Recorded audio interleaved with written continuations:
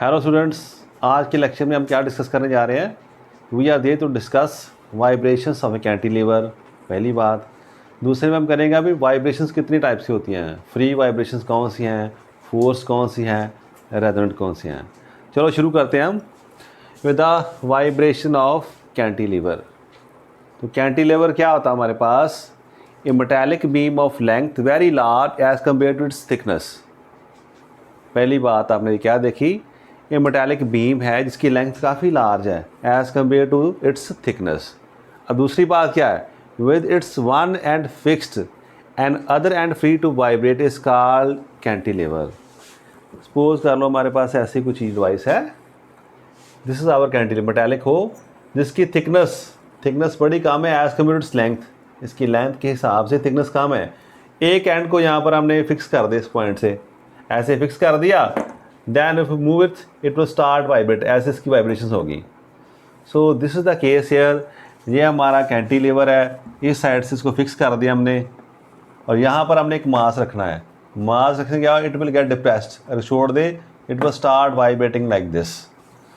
सो इसकी वाइब्रेशंस कैसी होंगी, that is we are there to discuss. तो कहते हैं M a mass M is placed on its free and it get depressed by distance p। अगर आप इस फ्री एंड पर मास को रख दो m को, तो क्या होगा, इट विल बी डिप्रेस्ड, ये यहाँ से चल के यहाँ तक आ जाएगा, ऐसी डिप्रेशन हमारे पास आ जाएगी। अब इस पॉइंट पर देखो, एट दिस पॉइंट यहाँ पर आकर क्यों रुक गया।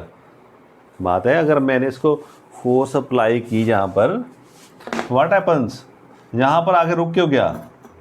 मैंने मास रखा था, यहाँ पर आ गया, इसके नीचे क्यों नहीं गया। इसका रीज़न क्या है, रीस्टोरिंग फोर्स इज देयर। तो लास्ट जो सेमेस्टर मैंने पढ़ा था, what is the restoring force. एक होती है डीफॉर्मिंग फोर्स। डीफॉर्मिंग फोर्स कौन सी, जो बॉडी की शेप साइज को चेंज कर दे। एक तो डीफॉर्मिंग फोर्स है इसका वेट, जो उसको नीचे की तरफ लेके जा रहा है, और जब ये नीचे की तरफ जा रहा है तो इसमें रीस्टोरिंग फोर्स एक्ट कर रही है, जो उसे वहाँ जाने से रेजिस्ट कर रही है। तो this restoring force increases with the distance. जैसे जैसे डिस्टेंस बढ़ेगा रीस्टोरिंग फोर्स भी बढ़ेगी। And stage comes when it will balance the weight of the body. इस जगह पर आकर वो स्टॉप कर गया। जितना मास ज़्यादा उतनी डिप्रेशन ज़्यादा। अब आप इसको रिमूव कर दोगे, what will happen, starts vibrating, ऐसे वाइब्रेट करेगा। उसका टाइम पीरियड क्या होगा, उसका फार्मूला क्या है, वो हम डिस्कस करने जा रहे हैं। तो at lower extreme free end is subjected to two forces. वो कौन सी फोर्सेस हैं, weight mg acting vertically downwards, और रीस्टोरिंग फोर्स मान लो F हमारे पास एक्टिंग वर्टिकली अपवर्ड्स। दो फोर्सेस हमारे पास हैं जो उस पर एक्ट कर रही हैं। अब देखते हैं, हमने वेट तो फाइंड कर ली mg। अब बात करते हैं हम रीस्टोरिंग फोर्स की।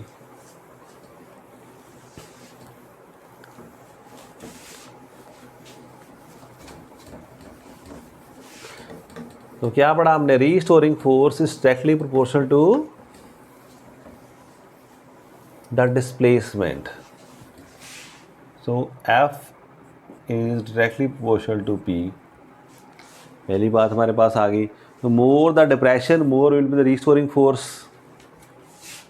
अब एक कांस्टेंट हमारे पास आता है से K, और साथ में हम साइन लेते नेगेटिव। दो बातें हमारे पास आ गई। हेयर K क्या है, here K is force constant,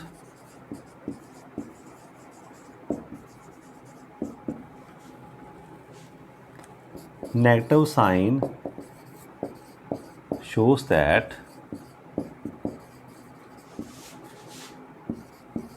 restoring force acts opposite to displacement, that is depression. In this case में हम इसे क्या कह रहे हैं, डिप्रेशन। ये डिप्रेशन को कम करनी चाहती है रीस्टोरिंग फोर्स। वो चाहती है the body should come back its original position. यहाँ पर पहले थी बॉडी, वहीं पर आ जाए। अगर हम यहीं से मास रिमूव कर दें, मास यहाँ से गिर पड़े नीचे, तो व्हाट विल हैपन, ये फोर्स इसे वापस लाने की कोशिश करेगी, it will try to bring it back, but क्या होगा, when it will come here due to inertia. Inertia क्या कहता है, इनर्शिया कारण यार, inertia is that property due to which body cannot change it state of rest और motion unless an external force is applied. तो यहाँ पर आने के कारण, इनर्शिया के कारण, this body will not be able to stop here, it will bypass it, what will happen, it will start vibrating like this, इसकी simple harmonic motion आने लगी। चलिए हम देखते हैं नेक्स्ट।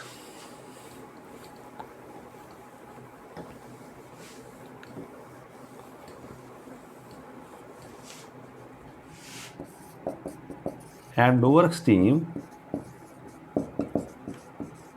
क्या देखा हमने, this weight is equal to restoring force,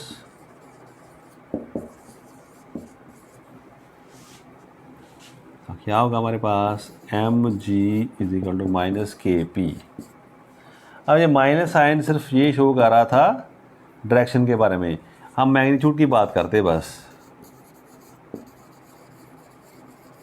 क्या हमारे पास M G is equal to K P, ये हमारे पास आ गया। अब नेक्स्ट देखते हैं, साइड पे आप अपने मन में सोचो, what is time period of simple harmonic motion in terms of displacement and acceleration. Time period हमारे पास क्या होता, मन में आपने क्या सोचना, टाइम पीरियड इज, यहाँ पर क्या डिस्प्लेसमेंट, यहाँ पर क्या है एक्सेलरेशन। ऐसी रेशो आ जाए हमारे पास तो हम क्या पता कर सकते हैं, टाइम पीरियड, जी एम है हमारा, ऐसे टाइम पीरियड फाइंड करेंगे। तो इसमें डिस्प्लेसमेंट कौन सी है हमारे पास, this P is displacement, acceleration क्या है, G acceleration due to gravity. तो इनकी रेशो हम देख लेते हैं कैसे, what do we get, M upon K P upon G, therefore ऐसे चेंज कर दें हम, P upon G M upon के।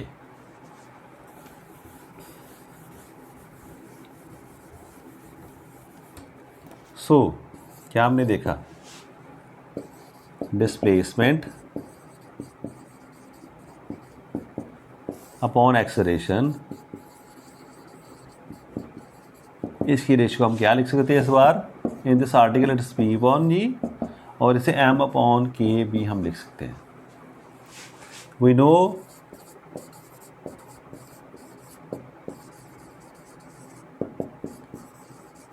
Time period of simple harmonic motion is, क्या होता हमारे पास, T is equal to pi displacement upon acceleration.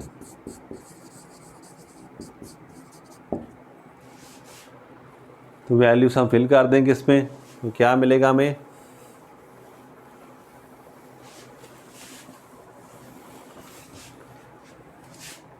T is equal to pi P upon K, P upon G, ऐसे आप लिख सकते हो, और दूसरा रिलेशन क्या आ गया है, यही है एम अपॉन के, आप ऐसे भी लिख सकते हो। So now we got time period of vibrations in a cantilever। ऐसे आप कैंटिलीवर की वाइब्रेशंस का टाइम पीरियड नोट कर सकते हो। ये प्रैक्टिकल आप लैब में करोगे, ये लैब में प्रैक्टिकल होता है हमारे पास, जब आप आते हो तब हम करते हैं, वहाँ पर स्टैंड होता है, कैंटिलीवर होता है, वी चेंज दिस वेट, बार बार मास को चेंज करते हैं, विद दैट जो डिप्रेशन है दैट गेट्स चेंज, और वहाँ से टेबल बनता है हमारे पास, and we practically verify this formula, वहाँ से ये फार्मूला वेरीफाई कर सकते हैं। तो ये बात होगी हमारे पास एक डिवाइस की कैंटिलीवर की। Now we discuss the general case, what kind of vibrations are there, vibrations की टाइप्स कौन कौन सी होती हैं।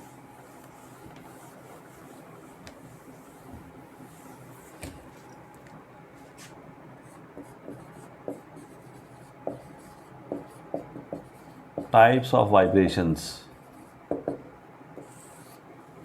पहले बात करते हैं फ्री वाइब्रेशंस।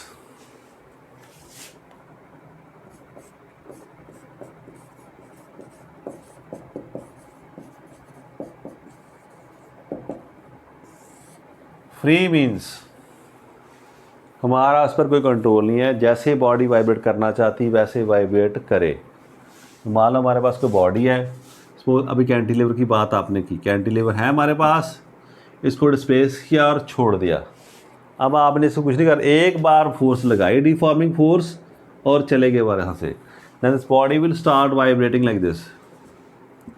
ये वाइब्रेट करेगी, इसका कोई टाइम पीरियड होगा, इसकी कोई फ्रीक्वेंसी होगी। Know that will depend on the length, इसकी लेंथ कितनी है, इसका मास कितना है, इसकी थिकनेस कितनी है। With that the frequency and time period will change. That is a property of this cantilever. तो कैंटिलीवर के चेंज करने से दूसरा कैंटिलीवर लोगे, तीसरा लोगे, तो उनकी टाइम पीरियड डिफरेंट होगा। बट एक के लिए वो it will prefer to vibrate at a particular frequency, उसे हम बाद में बताते हैं, क्या नाम रखा उसका, नेचुरल फ्रीक्वेंसी। सिमिलरली जो टेक ए पेंडुलम हेयर, ऐसे बॉल को ऐसे डिस्प्लेस कर दो, it will start vibrating like this. इतना कर दो, ज़्यादा करना यहाँ पर कर दो, what will happen, it will continue to move. एक बार डिस्प्लेस किया, देन लीव इट वाइब्रेटिंग।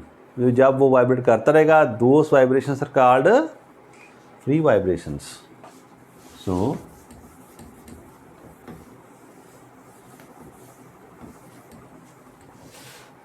क्या हो गए, the vibrations in a body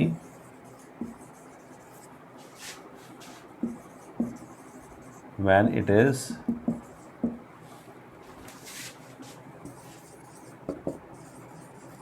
disturbed from mean position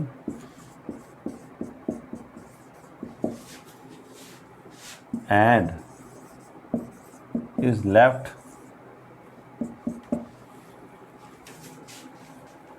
alone। तो बॉडी को डिस्टर्ब करो और फिर उसको छोड़ दो, those vibrations will be called free vibrations.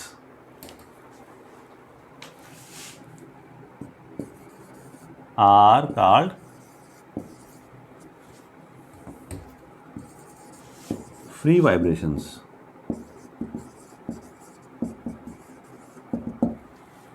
अब ऐसी बॉडी किस फ्रीक्वेंसी पर वाइब्रेट करना चाहती है, that depends upon the property of the body. तो the frequency with which body vibrates during free vibrations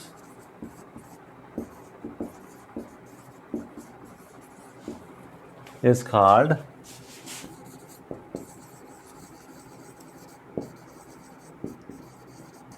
natural frequency।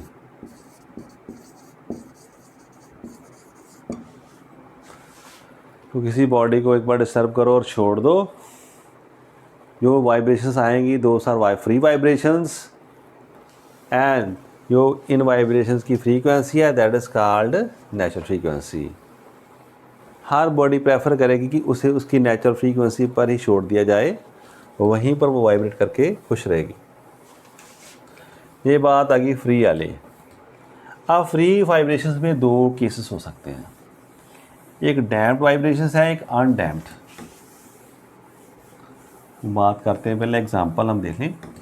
Free vibrations कैसे हो सकती हैं, a string once plucked, string कौन सा ले, हम स्ट्रेच स्ट्रिंग है ना,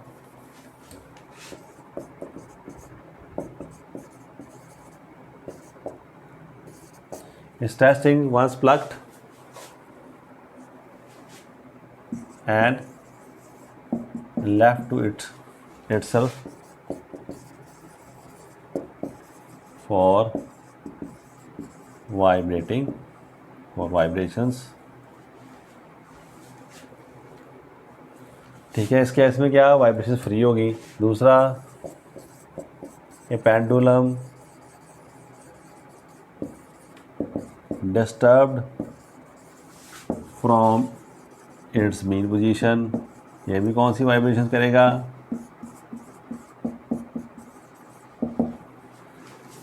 फ्री वाइब्रेशंस। अब मान लो ऐसे हमारे पास पेंडुलम है, कोई स्विंग है, बच्चे जहाँ पर झूला ले रहे हैं।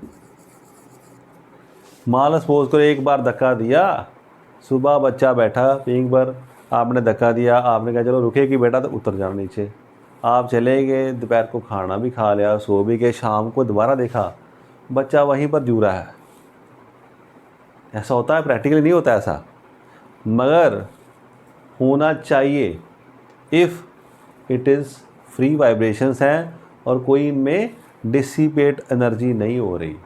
पर नेचर में क्या है, सम डिसिपेशन इज़ देयर, कोई ना कोई एनर्जी लॉस हो रही है। अगर ना लॉस हो और इसकी जो वाइब्रेशंस हमने दे दी हैं, जो एम्पलीट्यूड मेंटेन कर दिया है, that amplitude remains the same, such vibrations are called undamped vibrations.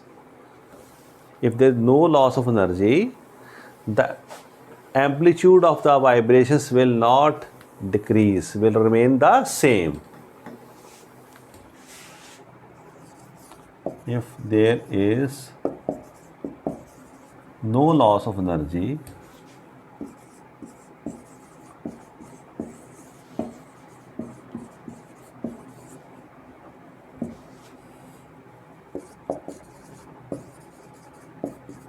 the amplitude of vibrations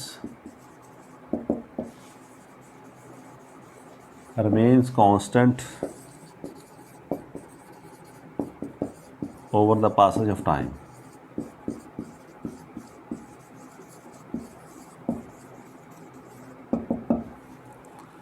Such vibrations are called undamped.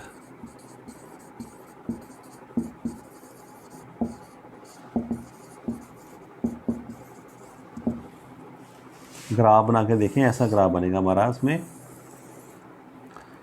इस तरफ टाइम ले रहे हैं हम, इस तरफ क्या हमारा एम्पलीट्यूड है, क्या होगा, तो एम्पलीट्यूड उतना ही मेंटेन रहता हमारा। एक बार डिस्टर्ब करके छोड़ दिया, that amplitude would remain the same. तब हम कहेंगे ये कौन सी अनडैम्प्ड वाइब्रेशंस हैं। पर प्रैक्टिकली क्या होता, कुछ ना कुछ एनर्जी लॉस हो रही है, और एम्पलीट्यूड कम होते होते body will come to at rest. So आपने एक बार उसको धक्का दिया था स्विंग पर, थोड़ी देर में क्या, थोड़ी थोड़ी एनर्जी लॉस करते करते वो थोड़ा और कम पास पास आते आते धीरे धीरे इट विल गेट स्टॉप्ड, वो मीन पोजीशन पर रुक जाएगी due to loss of energy.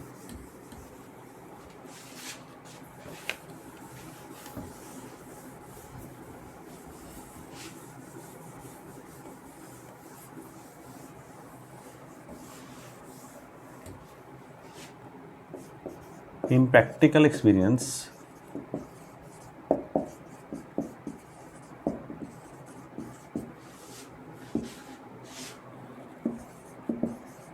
amplitude of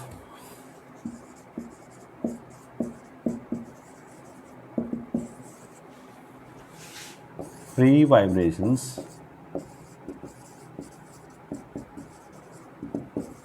decreases due to loss of energy.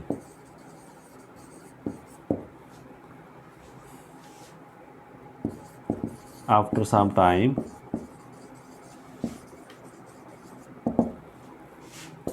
amplitude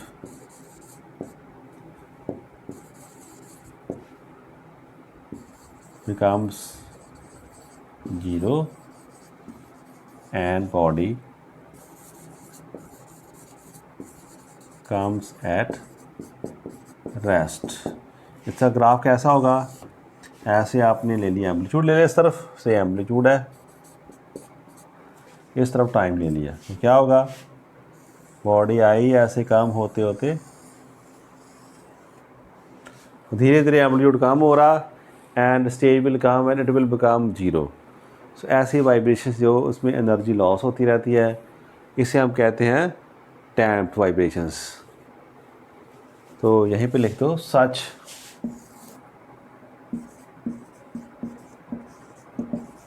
vibrations are called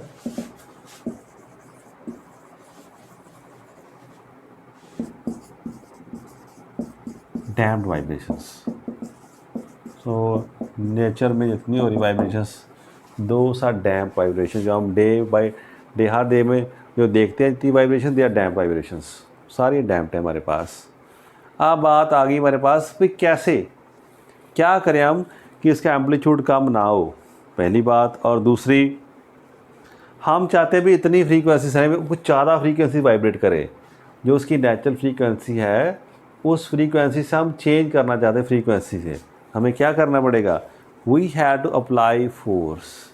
force apply करेंगे हम, दो काम करेगी, एक तो फोर्स क्या करेगी, उसकी एनर्जी को कंपोजिट करेगी, उस पर वर्क करेगी। The force will do certain work, will supply energy and amplitude will not B decreased. जितना लॉस हो रहा है उसका कंपोजिट करती रहेगी। वही बात होगी, बच्चा स्विंग पर झूला ले रहा, जब बच्चा आता फिर उसको धक्का देते हैं, फिर आता फिर देते हैं ना। वी आर कीपिंग दो एम्पलीट्यूड को कायम रखने के लिए हमें थोड़ा वर्क करना पड़ता है, एनर्जी देनी पड़ती है वहाँ पर। और हम चाहते हैं उसको ज़्यादा भी वाइब्रेट कर, जल्दी से हम कैसे ऐसे शुरू कर दें, तो we can change the frequency of that swing. Same is here. तो now we are there to discuss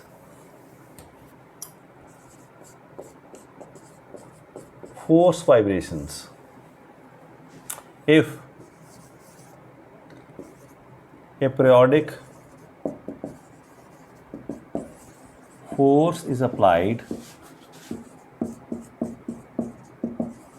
on the body,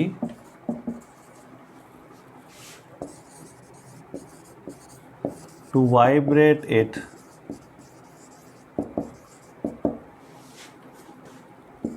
at a frequency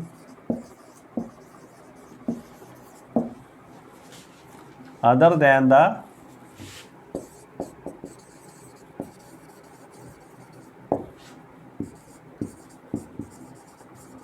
natural frequency,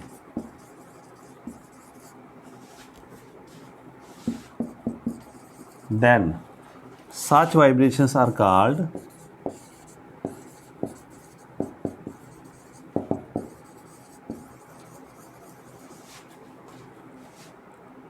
force vibrations.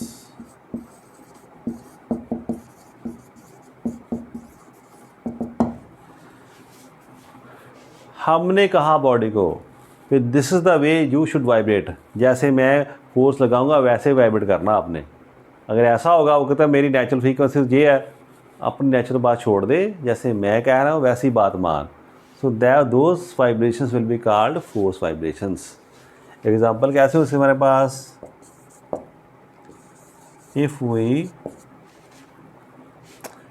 touch a vibrating tuning fork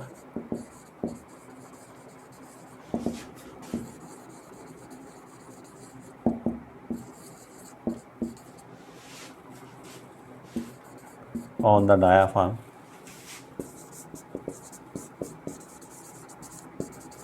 of the tabla, then the vibrations of diaphragm of tabla are force vibrations.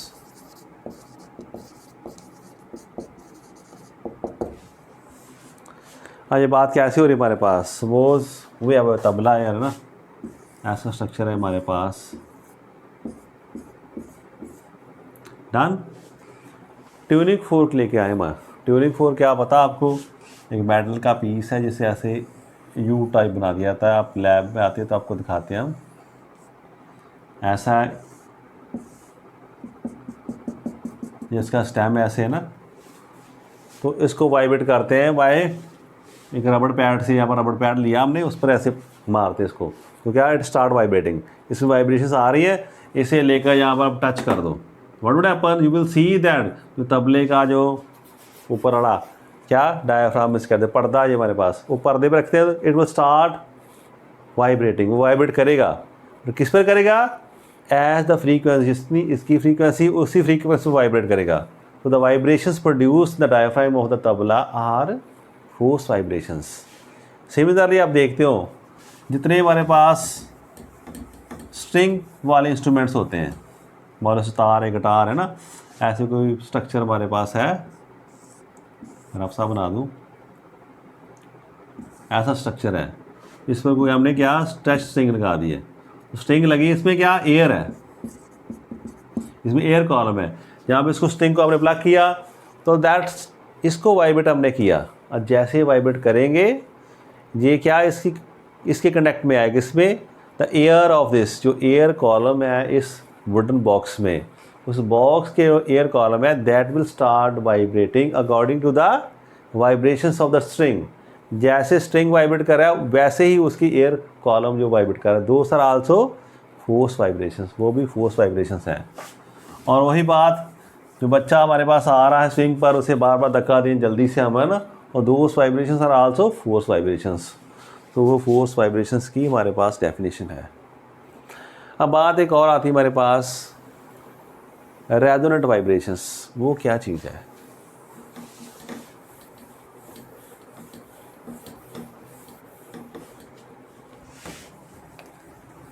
अब बात ऐसे कर लेते हैं,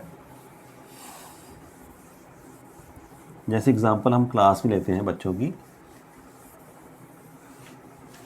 बच्चे हमारे पास मान लो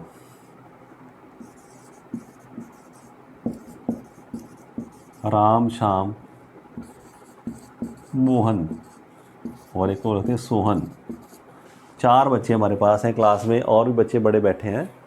तो समबॉडी इनमें से क्या एक पर्सन आता है, कोई सन्नी, कि से दैट उसके मार्क्स बड़े अच्छे आए हैं, तो वो एक डब्बा लेकर आता है ना। और डब्बा किसका है हमारे पास, वो बर्फ़ी का डब्बा है। ठीक है, बर्फ़ी अच्छी है आपके लिए। तो आप बर्फ़ी दे के व्हाट वुड हैपन, सभी को डिस्ट्रीब्यूट करता है, क्लास के जितने बच्चे हैं ना, स्टार्ट डिस्ट्रीब्यूटिंग दीज थिंग्स। अब क्या देखा उसने कि शाम को बर्फ़ी बड़ी पसंद है, तो क्या किया, इसने 2 पीस लिए, इसने 1 लिया, इसने 3 लिए ना, इसने कितने पीस ले लिए, इसने 10 पीस ले लिए मानो, बड़ी अच्छी लगी इसको ना। तो इसने क्या बर्फ़ी को इसने कुछ ऑफ़र किया खुला सभी को, इसको ही पसंद थी, तो इट गेन द मैक्सिमम, इसने सबसे ज़्यादा लिया। अब एक बच्चा हमारे और है से रोहन, तो रोहन ने कोई पीस नहीं लिया। रोहन कहता मुझे बर्फ़ी पसंद नहीं, मैं नहीं खाऊंगा, उतना ठीक है, वैसे पकड़ लिए, खाया नहीं उसने ना। तो क्या देखा आपने, बर्फ़ी आई डिस्ट्रीब्यूट होने के लिए, डिपेंडिंग अपॉन द चॉइस, जो बच्चों को लाइकिंग थी उन्होंने क्या ऐसे खा लिया। चलो अभी सन्नी है, तो वहीं पर एक और आ गया बच्चा, सन्नी के साथ क्या कर रहा है, बॉबी आ गया। बॉबी लेके आया गुलाब जामुन, वो गुलाब जामुन लेके आ गया, उसने भी डिस्ट्रीब्यूट करने शुरू कर दिए। अब ये शाम को पसंद नहीं है, इसने 1 लिया, उसकी खुशी कर रहा, ठीक है बढ़िया। इसने भी 1 आधा लिया, इसने मान लो 1 लिया, इसने 3 ले लिए ना। आप ये रोहन को बड़े पसंद है, इसने 8 ले लिए ना। अब क्या कहोगे इसको, मैं पहले तो खा नहीं रहा था, आप क्यों खा रहा है। वो कहेगा हाँ this is what is my choice, ये मेरी चॉइस है, मुझे अच्छा लगता है। तो क्या देखा हमने, कोई चीज़ डिस्ट्रीब्यूट करने आप आओ, सभी में डिस्ट्रीब्यूट करो, तो क्या जो किसकी पसंद हो दैट विल बी गेन, वहाँ पर क्या होगा, एक्सचेंज विल बी मैक्सिमम। तो similarly things are there when vibrations are there in the nature. कोई ऐसा अर्थक्वेक हमारे पास आ रहा, मतलब अर्थक्वेक आया, कुछ बिल्डिंग्स ऐसी होगी जिनकी वाइब्रेशंस उसकी वाइब्रेशन से मैच कर जाएंगी। तो what will happen, it mean choice, वो बिल्डिंग चाहती अगर ऐसी फ्रीक्वेंसी आए तो मैं अच्छे से वाइब्रेट करूँगी। अर्थ को कहता कोई बात नहीं, मैं तो सिर्फ वैसी वाइब्रेशन दे रहा हूँ, तो वो बड़े मज़े से वाइब्रेट करती है, दैट fall down, वो गिर जाएगी ना. So such vibrations are called resonant vibrations. तो क्या इसमें देखा हमने, जो बॉडी की नेचुरल फ्रीक्वेंसी है, अगर उस फ्रीक्वेंसी की वाइब्रेशन बाहर से आ जाए, then that body will vibrate at the maximum amplitude, तब उसकी एनर्जी गेन ज़्यादा करेगी. सो क्या होगा, third case, resonant vibrations.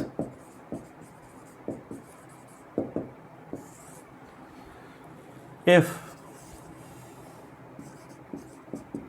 a vibrating body is placed near another body,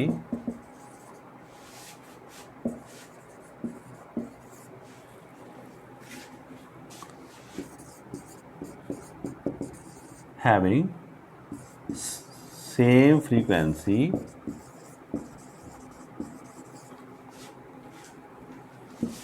as the, ऐसे का vibrating body is placed in other body having frequency equal to natural frequency, ऐसे कह दो आप, of second body. तो क्या होगा, then the second body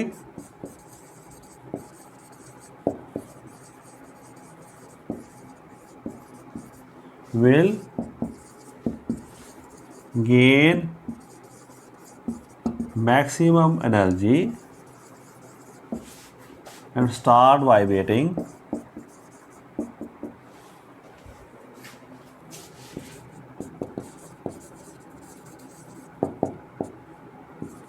with large amplitude.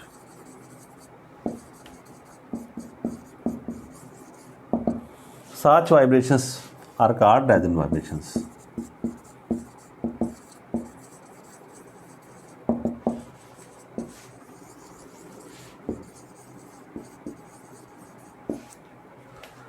Such vibrations are called resonant vibrations. इनको हम रेजोनेंट वाइब्रेशंस कहते हैं. अब एग्जांपल क्या हम लेते हैं इसमें, केस कैसा आ गया, अर्थक्वेक की बात कर लें हम. तो अर्थक्वेक के केस में क्या, अगर तो उसकी फ्रीक्वेंसी मैच कर गई बिल्डिंग की फ्रीक्वेंसी के साथ, तो बिल्डिंग में start vibrating with higher amplitude, so that have the chance of falling down, है ना, मुकम्मल कर सकती है. उसे हम रेजोनेंट फ्रीक्वेंसी कहते हैं. इसी तरह जब ट्रूप्स या फौजी जा रहे हैं, जब किसी लकड़ी के पुल पे पास करते हैं, उनको कहा जाता है आप स्टेप्स आउट ऑफ स्टेप कर जाओ, आगे पीछे वो सेम स्टेप से चलते हैं, उनके स्टेप्स को ब्रेक कर दिया जाता है. वो ऐसे चलो कि आपकी फ्रीक्वेंसी कहीं मैच ना कर जाए ब्रिज की फ्रीक्वेंसी से. अगर ऐसा हुआ तो व्हाट विल हैपन, वो ब्रिज भी मार्च करना शुरू कर देगा, उसकी फ्रीक्वेंसी ज़्यादा होगी तो देयर चांसेस वो कोलैप्स कर जाए. ठीक है, तो there are many such cases where we see that resonant frequencies play one note. अब सेम रेडियो केस में, रेडियो लगा लो, अपने घर में चैनल लगा दो, क्या होगा, एयर में सभी तरह के सिग्नल आ रहे हैं, बट हम अपने ट्यूनिंग वहाँ सेट करते हैं कि ऐसे अपनी रेडियो की फ्रीक्वेंसी को सेटिंग करते हैं कि receiving will be there for only those radiations, those rays which match those frequency. तो वहाँ पर मैचिंग फ्रीक्वेंसी की होती है, तो हम वही चैनल चूज़ करते हैं depending upon the choice. So that is also case of resonant vibrations. So आज हमने क्या डिस्कस किया, पहली बात कैंटिलीवर लिया हमने, कैंटिलीवर की वाइब्रेशंस देखनी चाहिए हमने. उसमें क्या बातें आती थी, एक तो रिस्टोरिंग फोर्स है, एक कौन सी है, वेट उसका बॉडी का. तो वहाँ से हमें रिलेशन एक मिल गया, वो देखा हमने. फिर वाइब्रेशंस की टाइप देखी, कितनी तरह की है, एक थी फ्री वाइब्रेशंस, उसमें दो टाइप्स हैं, अनडैम्प्ड और डैम्प्ड. फिर किया हमने फोर्स वाइब्रेशंस, लास्ट में किया resonant vibrations. Thank you class.